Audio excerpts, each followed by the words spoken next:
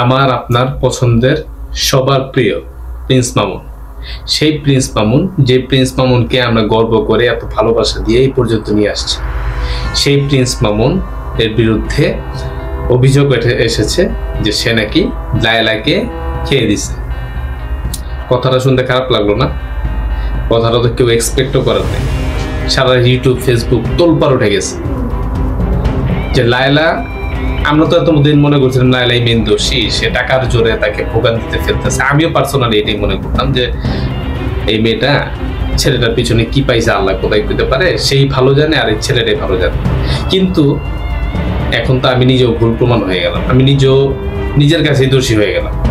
একটা মানুষের উপরের বাহ্যিক রূপ দেখে আমরা ভিতরের রূপটা জাজমেন্ট করতে পারি না। মামুনকে দেখে সবাই ইনোসেন্ট মনে করছে, তার চেহারা দেখে সবাই ইনোসেন্টই মনে করছে যে এর মতো পোলা, মানে দুধের দ তুলসী পাতা, এর মতো পোলা তো কোনো ধরনের আকাম কুকাম করতেই পারে না।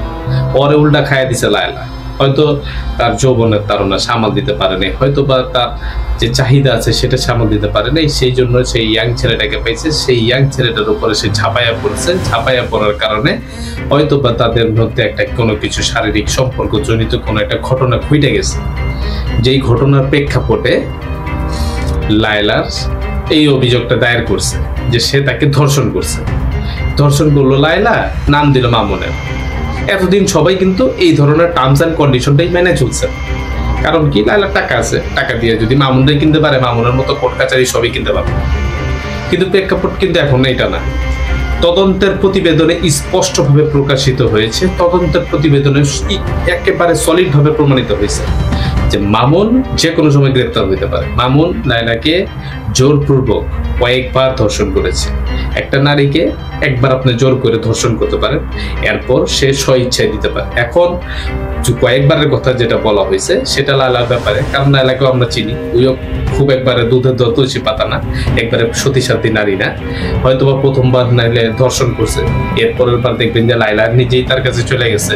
এরপরে হয়তোবা তাদের মধ্যে দুজনের সম্মতিতে কোনো ধরনের শারীরিক সম্পর্ক হয়েছে, সেইটা পর্যন্ত আমরা যাব না। সেইটা হলো তাদের ব্যক্তিগত ব্যাপার। কিন্তু প্রথম ধাপ যেটা আছে সেটা প্রমাণিত হয়েছে, এবং সেটা প্রমাণে মামুন আজকে ক্ষতিগ্রস্ত। সেইটার জন্য মামুন আজকে কোর্টের থেকে একবারে ওয়ারেন্টের আসামি হয়ে গেছে। এখন সে যে কোনো সময় গ্রেপ্তার হতে পারে। শোনা যাচ্ছে সে সেলুনে নাই, এবং সেলুন থেকে সে বাসায়ও নাই, তার গ্রামের বাড়িতেও নেই। অর্থাৎ বলতে পারেন সে আত্মগোপনে চলে গেছে। কোথায় আছে, কি জন্য, কিভাবে আছে, সেটার অবস্থা কেউই বলতে পারছে না। এবং এতটুকু বলতে পারি, বাংলাদেশের আইন এখন আর আগের মতো নাই। এখন যারা ধরে কাউকে ছাড়ে না। তো সুতরাং ভাবতেই পারতেছেন যদি ধরা পড়ে সে কি হইতে পারে। ভিডিওটা এখানে শেষ করছি। যদি ভিডিওটা ভালো লাগে, আমাদের কথা যদি ভালো লাগে, অবশ্যই সাবস্ক্রাইব করে অনুরোধ করছি। পাশে থাকা বেল আইকনটা ক্লিক করতে ভুলবেন না। লাইক দিবেন, শেয়ার করবেন। আমি আছি ফাহিম, বিদায় নিচ্ছি আজকে আপনাদের সাথে থেকে। আসসালামু আলাইকুম।